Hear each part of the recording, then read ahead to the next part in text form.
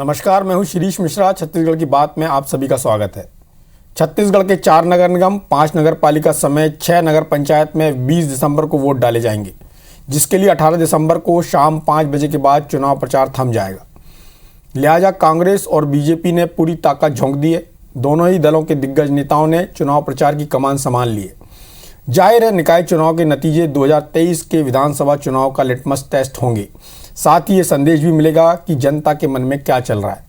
अब सवाल ये है कि चुनाव प्रचार के युद्ध में अब तक किसने बढ़त ली और 15 निकायों में क्या है चुनावी माहौल। बातचीत करेंगे, लेकिन उससे पहले देखते हैं रिपोर्ट। डॉक्टर रमन 15 साल आप जेल बोले वो काम पूरा करके दिखाए है, मगर आज ये काम अधूरा है जिन हम पूरा करे वर चले रहे।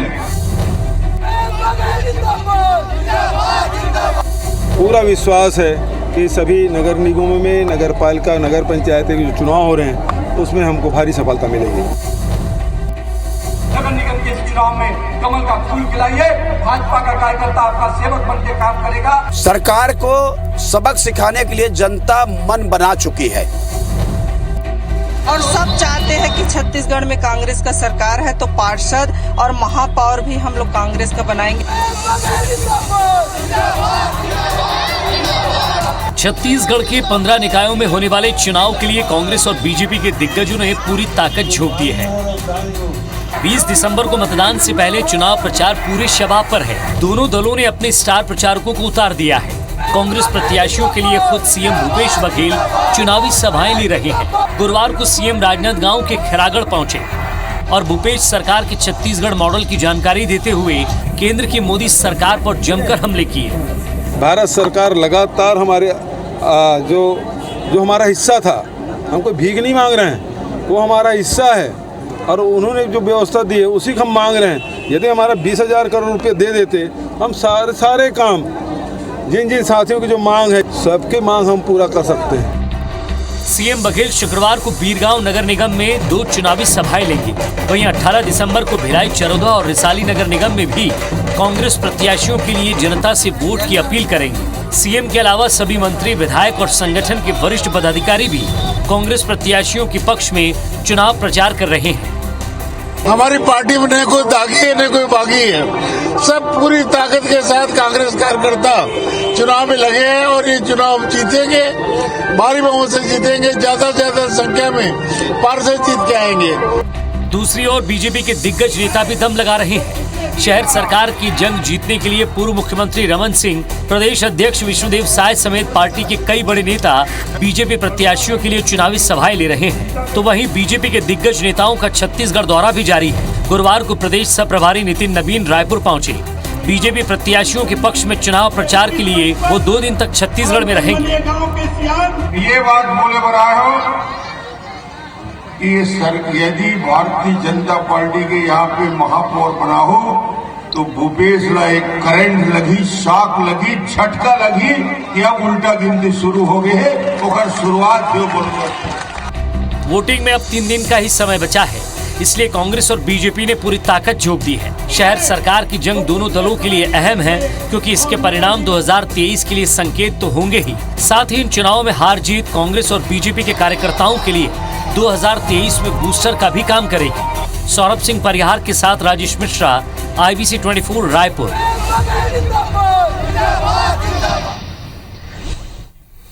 बहुत कठिन है डगर पनघट की। जिस तरह से दिग्गज शक्ति प्रदर्शन कर रहे हैं, दोनों तरफ भीड़ बराबर दिख रही है। जनता का आशीर्वाद किसको मिलेगा, किसका घोषणा पत्र ज़्यादा लुभावना है, किसको सरकार पर विश्वास है, किसको विपक्ष पर विश्वास है, दोनों चीज़ों का फैसला होगा 20 तारीख को जब काउंटिंग होगी। 23 को तो चुनाव परिणाम सामने आएंगे। किस पार्टी के नेता किस तरह से लोगों को रिझा रहे हैं और लोग उनकी बात किस तरह से सुन रहे हैं, उसका कितना फर्क पड़ रहा है, सारी बातों पर चर्चा के लिए हमारे साथ 2 खास मेहमान हैं। कांकेर से विधायक और संसदीय सचिव शिशुपाल सौरी जी हैं, जो पूर्व प्रशासनिक अधिकारी भी रहे हैं। रजनीश सिंह जी हैं, बेलतरा से विधायक हैं भारतीय जनता पार्टी से। दोनों जो व्यक्ति हैं कांग्रेस और बीजेपी से अपनी अपनी पार्टियों का पक्ष रखेंगे। उनकी पार्टी की क्या खासियत है, क्यों इस समय आरोपों का दौर चल रहा है, कहाँ विधानसभा के घोषणा पत्र की बात तक आ रही है और इसका विधानसभा के घोषणा पत्र से और विधानसभा के चुनाव से क्या सीधा संबंध है। सबसे पहला सवाल शिशुपाल सूरी जी आपसे ही कर लिया जाए, क्योंकि डॉक्टर रमन सिंह ने आपकी पार्टी पर आरोप लगाया कि 36 में केवल 4 वादे ही पूरे हुए हैं। अब भूपेश बघेल जी ने इस बात को अब 2003 पर लेकर, जहां पर भारतीय जनता पार्टी ने कहा था कि हम आदिवासियों को गाय देंगे। कितने आदिवासियों को गाय दी? क्या इस चुनाव में विधानसभा के घोषणा पत्रों का कोई महत्व है, या रमन सिंह सरकार ने जो 15 साल के काम किए या आपकी सरकार ने जो 3 साल में काम किए उसका महत्व है? और जो भीड़ है, क्या भीड़ इस बात का संकेत दे रही है कि आपकी पार्टी के साथ समर्थन है? भीड़ तो भारतीय जनता पार्टी के साथ भी दिख रही है, तो क्या आपको लगता है कि जो पब्लिक है, जनता है, उसका समर्थन भारतीय जनता पार्टी को भी मिलेगा क्या, या फिर वो सिर्फ भीड़ अकेली है, वो वोटर नहीं है? शिरीष जी, ये शहरी क्षेत्रों के लोगों की जो जरूरतें हैं, मूलभूत सुविधाओं की जो आवश्यकता होती है, ये कुछ अलग तरह के होते हैं, और ग्रामीण क्षेत्रों की अलग कुछ समस्याएं हैं। कुछ दोनों में हो सकते हैं, एक जैसे हों। रहा सवाल, हम आज बात इसकी कर रहे हैं, हम नगरीय निकाय चुनाव की, और चुनाव चाहे छोटा बड़ा नहीं कह सकते, हमारे लिए हर चुनाव उतना ही महत्वपूर्ण है जितना लोकसभा, विधानसभा, हमारे पंचायत चुनाव। और हम पूरी शिद्दत से, पूरी ताकत से नगरीय निकाय चुनाव लड़ रहे हैं। हमारा 3 साल का कार्यकाल है, रिपोर्ट कार्ड सबके सामने है, दिख रहा है हमने जो वादे किए हैं धीरे धीरे पूरे हो रहे हैं, और आगे भी हमारे कार्यकाल है, ऐसा नहीं है कि हम नहीं करेंगे। हम सारे जो वादे हमने किए, जो संकल्प पत्र के माध्यम से, घोषणा पत्र, जन घोषणा पत्र जिनको हमने जनता को पूछ के तैयार किया था, उस दिशा में तेजी से काम हो रहे हैं। रहा सवाल स्थानीय निर्वाचन का, जो निकायों के चुनाव हो रहे हैं, उनके हमने घोषणा पत्र बनाए हैं, 30 बिंदु जिसमें समावित हैं, और नगरीय निकायों की जो भी मूलभूत समस्याएं हैं, जमीन से संबंधित बातें हैं, रोजगार से संबंधित बातें हैं, स्वास्थ्य से संबंधित बातें हैं, महिलाओं के सुरक्षा और स्वाभिमान से संबंधित बातें हैं, स्कूलों के उन्नयन की बात हो रही है, और ये बेरोजगारों को रोजगार देने की जो बात हो रही है, हमने कमिटमेंट किया है और हम करके दिखाएंगे। तो ये वो उन्होंने नहीं किया, उसका उनको अफसोस नहीं लगता मुझे, और आज भी वो सबक नहीं ले रहे। आज जब नगरीय निकाय की बात आ रही है, तो जनता अच्छी तरह समझ रहा है कि हमने अगर सरकार बदली है तो एक अधूरा है। जब तक हम नगरीय निकाय को वहां भी जो स्थानीय सरकार नहीं देंगे, वहां के महापौर और अध्यक्ष हम कांग्रेस के नहीं देंगे, तो बहुत सारे काम अधूरे रहेंगे, विकास में हम पिछड़ जाएंगे। ये बात अब छोटे छोटे बच्चे भी कहने लगे हैं, तो इनको सीधा इनको डर दिखाई पड़ रहा है कि लोगों में ये जागरूकता आई है, लोग बाग समझ रहे हैं कि कौन काम करने वाली सरकार है, कौन काम नहीं करने वाली सरकार है। इनको पूरा अवसर मिला था, उस समय वो कर सकते थे, उन्होंने नहीं किया। सूरी जी, मेरा एक सीधा सवाल ये है, जैसा आपने कहा कि राज्य में यदि कांग्रेस की सरकार है तो जनता चाहेगी कि जो शहर की सरकार है वो भी कांग्रेस की हो, ताकि विकास कार्य ज़्यादा तेज़ी से हो सकें और एक कोऑर्डिनेशन ज़्यादा अच्छा होता है, ऐसा माना जाता है। लेकिन यदि उसका उल्टा हुआ, आपका मेयर उस तरह का नहीं निकला जैसी आपकी अपेक्षा है, और आमतौर पे देखा भी गया है कि जहाँ पर जो पार्टी की सरकार होती है प्रदेश में, यदि नीचे उसका मेयर उस हिसाब से काम नहीं करता, उसका खामियाजा विधानसभा चुनाव में भोगना पड़ता। एक दूसरी महत्वपूर्ण बात यह है कि आप जिन मुद्दों की बात कर रहे हैं, चाहे सुरक्षा की बात कर रहे हों, चाहे आप स्कूलों की बात कर रहे हो, ये तो मुख्य रूप से राज्य के विषय हैं। इसको जिला शहर सरकार तक क्यों जाना चाहिए? आप मुद्दों को अलग अलग नहीं कर पा रहे हैं, या भारतीय जनता पार्टी भी मुद्दों को अलग अलग नहीं कर पा रही है? वही मुद्दे नगर निगम चुनाव में है, वही मुद्दे विधानसभा चुनाव में, वही मुद्दे लोकसभा चुनाव में। तीनों चुनाव का उद्देश्य अलग अलग है। बिल्कुल, तीनों चुनाव का अलग अलग है, इसीलिए निर्वाचन भी अलग अलग होते हैं, इसीलिए इनके जो घोषणा पत्र भी अलग अलग होते हैं। नहीं तो अगर एक ही मुद्दा होता तो बात खत्म हो जाती। तो ये अलग होने की वजह से ही लोगों में जो बात आ रही है, और उन्होंने हमको मौका दिया है, और उनके मन में है हम इनको मौका देंगे ताकि उनको खुल के देने का बात आई। और जब आपने ये कहा कि कभी कभी ऐसा होता है कि सत्तारूढ़ दल को भी स्थानीय चुनाव में मुंह की खानी पड़ती है, ऐसा होता है। ये प्रजातंत्र में जनता का जो जनादेश है सबको मंजूर होता है। किंतु अभी आपने देखा होगा कि हमारा ये पूर्ण चुनाव नहीं है, हमारा पहले हो चुका है। ये जो रह गए थे किन्हीं कारणों से इनका चुनाव है, और उस समय उन्होंने जनता ने अपने इरादे स्पष्ट कर दिए। 10 के 10 अगर नगर निगम के चुनाव अगर हमारी दी है कांग्रेस पार्टी को, तो वो मंशा सीधा दिख रहा है और वो हमको मौका देंगे। हमको विश्वास है जनता के जो समर्थन चलिए रजनीश जी हमारे साथ हैं, रजनीश जी से जान लेते हैं कि उनकी पार्टी किन मुद्दों को लेकर जा रही है। जिससे डॉक्टर रमन सिंह कह रहे हैं कि भूपेश बघेल सरकार ने जो विधानसभा में घोषणा की थी उसको पूरा नहीं किया, विधानसभा चुनाव के पहले जो घोषणा पत्र था उसको पूरा नहीं किया। क्या यह विधानसभा के चुनाव है रजनीश जी? और आपकी पार्टी ने 15 साल शासन किया, तो आप अपनी जो मेरिट है वो क्यों नहीं बताते? दूसरे की कमजोरी, ये आप आरोप पत्र जो आपका देने की परंपरा है भारतीय जनता पार्टी की, 2003 में जिस तरह से अजीत जोगी के खिलाफ आपने आरोप पत्र दिया था, उसी तरह का आरोप पत्र देने की आपकी पार्टी की जो एक परंपरा है, तो क्या ये निगेटिव पॉलिटिक्स नहीं हुई? मिश्रा जी नमस्कार, शादर आपको। नमस्कार सर। अभी आपने कहा, मैं अभी हमारे मित्र आदरणीय शिशुपाल जी को सुन रहा था कि भारतीय जनता पार्टी आरोप ही क्यों लगा रही और भारतीय जनता पार्टी अपनी बातें लेकर क्यों नहीं आ रही। निश्चित रूप से यदि हम कांग्रेस की बात करें तो 3 से 18-15 साल में ये हमारे किस वादों की बात करते हैं जो पूरा नहीं हुआ, आके अटक जाते हैं, या तो गाय बोलते हैं या बोनस नहीं दे पाए। यदि हम 5 साल बोनस देने के वादा करने के बाद 3 साल बोनस देते हैं और 2 साल किन्हीं कारणों से नहीं दे पाते, तो हम वादा झूठे हैं। यदि हमारे तो इनके 36 वादे से जहां से शुरुआत किए हैं, यहाँ इनके तो कोई वादे पूरे नहीं है, एक भी वादा नहीं है जिसमें 100% किए हैं। यदि हम 3 साल बोनस देने के बाद हम 2 साल नहीं दिए तो जी। मेरा सवाल यही है कि विधानसभा के घोषणा पत्र का नगरीय निकाय के चुनाव से क्या लेना देना है? मैं उस बात पे आ रहा हूँ मिश्रा जी, उसी बात पे आ रहा था कि विधानसभा में इन्होंने 36 घोषणा किया। 36 घोषणा करने के बाद उसमें कितना हुआ नहीं हुआ उस विषय में जाएंगे, बहुत बड़ा वो विषय है। अभी हम नगरीय निकाय के चुनाव में बात कर रहे हैं। 4 महीने बाद लोकसभा का चुनाव होता है। लोकसभा चुनाव में इनकी इतनी बुरी हाल हुई और इनको लगता है कि इस 4 महीने के बाद फिर जो 6 महीने के बाद नगरीय निकाय चुनाव है, तो पहला तो ये अपना यही कोशिश की है कि इसको अप्रत्यक्ष चुनाव किया जाए, पार्षदों के माध्यम से किया जाए। ये इनकी नैतिक हार वहीं से प्रारंभ होती है। अब जो बात आ रही है कि हम इनकी विधानसभा की घोषणा पत्र की बात करते हैं, हम इनकी विधानसभा घोषणा पत्र को तो रख रहे हैं। ये बड़े बड़े जो वादे किए हैं, कहीं ना कहीं शहरी क्षेत्र के लिए भी वादा है, शराबबंदी, युवा लोगों को, बेरोजगारों को भत्ता देने का काम, ऐसे बहुत सारे काम है। नौकरी में सभी को रेगुलर रखेंगे, इसमें ग्रामीण शहरी दोनों है, विधानसभा भी प्रभावित होता है और नगरीय निकाय भी होता है। लेकिन इन्होंने नगरीय निकाय चुनाव में भी बहुत बड़े बड़े वादे किए हैं, बहुत बड़े बड़े। वो विधानसभा में जितने वादे किए थे उससे बड़े बड़े वादे नगरीय निकाय चुनाव किए।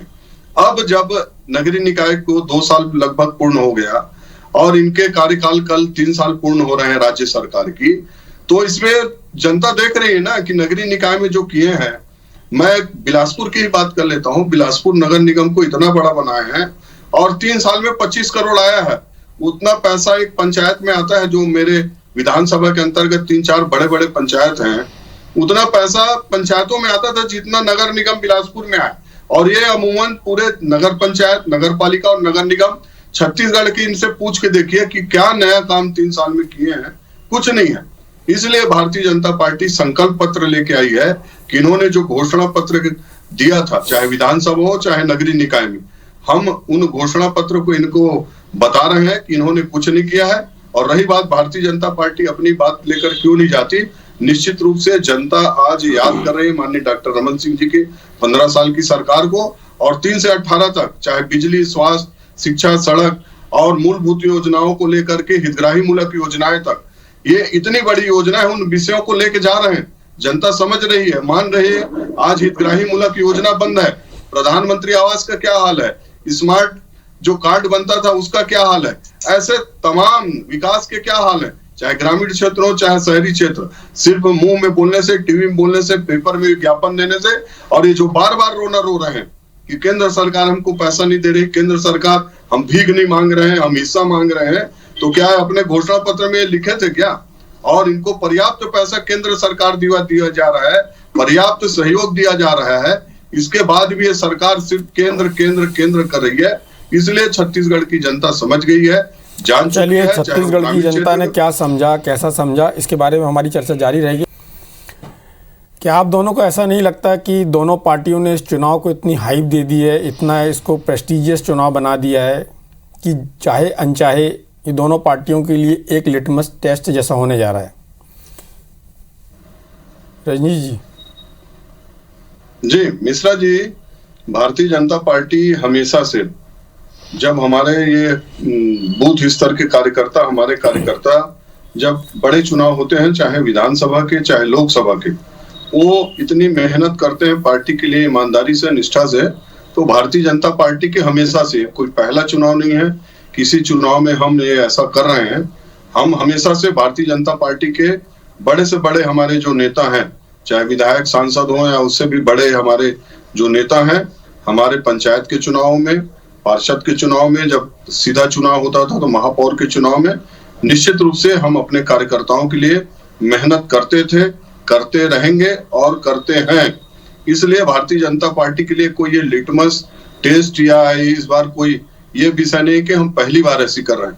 हो सकता है कांग्रेस को अपना वो टेस्ट लगता हो, उनकी सरकार में जैसा वो बड़े बड़े दावे करते हैं, लेकिन भारतीय जनता पार्टी की संगठन की सामान्य प्रक्रिया, हम अपने पंच से लेकर पार्षद तक के चुनाव में पूरी ईमानदारी से बड़े हमारे जो नेता हैं, कार्यकर्ता हैं, उनका सहयोग करते हैं और इसका हमको गर्व भी है। हम इसका किसी प्रकार को हमको इसमें नहीं लगता कि हम छोटे चुनाव में हम क्यों जाएं।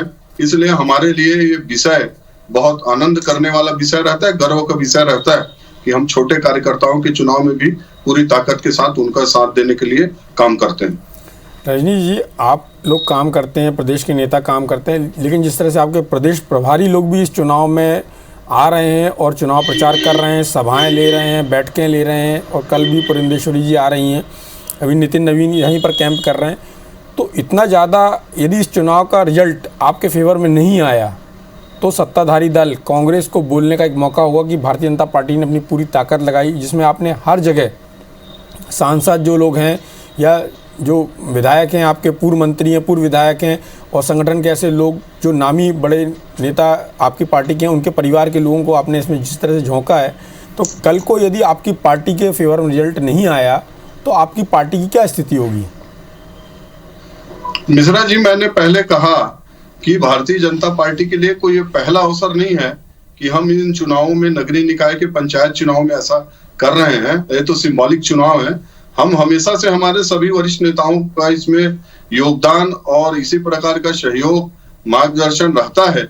इसलिए भारतीय जनता पार्टी को रिजल्ट के अपन बहुत ज्यादा चिंता नहीं करते कि रिजल्ट नहीं आएगा तो क्या कहेंगे। हम तो चाहते हैं जो ये दम्भ वाली और ये आत्ममुक्त सरकार है रहे। हम पार्टी के कार्यकर्ताओं के लिए, चलिए ठीक है, आपके लिए अपने कार्यकर्ताओं से जुड़ने का एक अवसर है। आप रिजल्ट की परवाह नहीं करते, आपका एक रूटीन प्रैक्टिस है जिसमें आप इस तरह के चुनाव में जाते हैं। शिशुपाल सोरी जी, जिस तरह आपकी पार्टी के जो मुखिया हैं, यहाँ प्रदेश के मुख्यमंत्री हैं, वो आपके प्रदेश अध्यक्ष, इसके अलावा आपके मंत्रीगण, जैसे अब ताम्रध्वज साहू जी कल से रिसाली में ही रहेंगे, आपकी पार्टी की विधायक हैं कसडोल की शकुंतला साहू, वो बीरगांव में कैंप कर रही हैं, आपके पार्टी के तमाम बड़े नेता अलग अलग जगह पर कैंप कर रहे हैं और जिस तरह से सभाएं कर रहे हैं, जिस तरह से लगातार वहाँ पर लोगों के बीच में जा रहे हैं, तो क्या नहीं लगता आपको कि चुनाव को ज़्यादा हाइप दे दी आपकी पार्टी ने, जो आपके लिए भी परेशानी का सबब बन सकती है यदि परिणाम 19-20 हुए तो? नहीं, ये सिरीज जी की हमको विश्वास है कि हम जीतेंगे। और दूसरी कुछ बातें उन्होंने कही, इसके बारे में मैं बताना उचित समझता हूँ। हमारे भाई साहब जो बैठे हैं, सिंह साहब, संक्षिप्त में बताएंगे, टाइम थोड़ा कम है। उन्होंने कहा कि 18-19 के चुनाव को कहा कि 18 के उलट आए, तो ये जनता का रुझान बताता है कि जनता समय देना चाहती है। मोदी सरकार को समय देना चाह रहा था, बहुत सारी बातों से स्पष्ट हो गया था कि उधर रुझान है। अभी नगरीय निकाय चुनाव की जो बात है वो बिल्कुल रुझान स्पष्ट बता रहा है कि वो समय देना चाह रहे हैं। तो जनता भी समझदार हो गई है और खुल के अवसर देना चाह रहे हैं। दूसरा, एक केंद्र की बात हमेशा करते हैं। मैं एक बात पूछना चाहता हूँ कि ये केंद्रीय सरकार क्या हवा में, अंतरिक्ष में बैठ के कर रही है? कोई भी संसाधन जाते हैं तो राज्यों से जाते हैं, तो राज्यों की हिस्सेदारी तो उनको देने पड़ेंगे। और दूसरे दिनों दिन राज्यांश बढ़ाते जा रहा है, तो ये दोहरी मार, तो ये आखिर क्या जनता के साथ अन्याय नहीं है? तो ये सारी बातें लोगों को जा रही है। आज इंटरनेट का जमाना है, हर के हाथ में मोबाइल है, आज स्मार्ट बच्चे हैं, ये सब जान रहे हैं।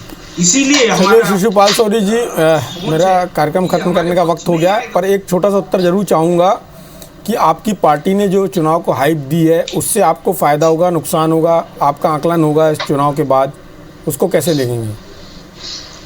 छोटा सा उत्तर चाहिए। मैंने पहले निवेदन किया था कि हम बहुत ही ऊर्जा और जोश के साथ जा रहे हैं, क्योंकि हमको उस तरह का प्रतिशत दिख रहा है, उस तरह का जनसमर्थन दिख रहा है, इसीलिए हमने जो चलिए दोनों पार्टियों को जनसमर्थन दिख रहा, सबके साथ भीड़ दिख रही, लेकिन जनता किसके साथ है, किसको समय देना चाहती है? जैसा शिशुपाल सोरी जी कह रहे थे कि लोकसभा के लिए भारतीय जनता पार्टी को समय देना चाह रहे थे, नरेंद्र मोदी को समय देना चाह रहे थे। हो सकता है कि शहरी जो निकाय के चुनाव हो रहे हैं, नगरीय निकाय के चुनाव हो रहे हैं, उसमें दोनों पार्टियों को लगे कि उनको जनता समय देना चाहती है। ये तो देखने वाली बात होगी। 23 दिसंबर को पता चलेगा जनता ने किसको समय दिया। इस चर्चा में भाग लेने के लिए आप दोनों का बहुत बहुत धन्यवाद। नमस्कार।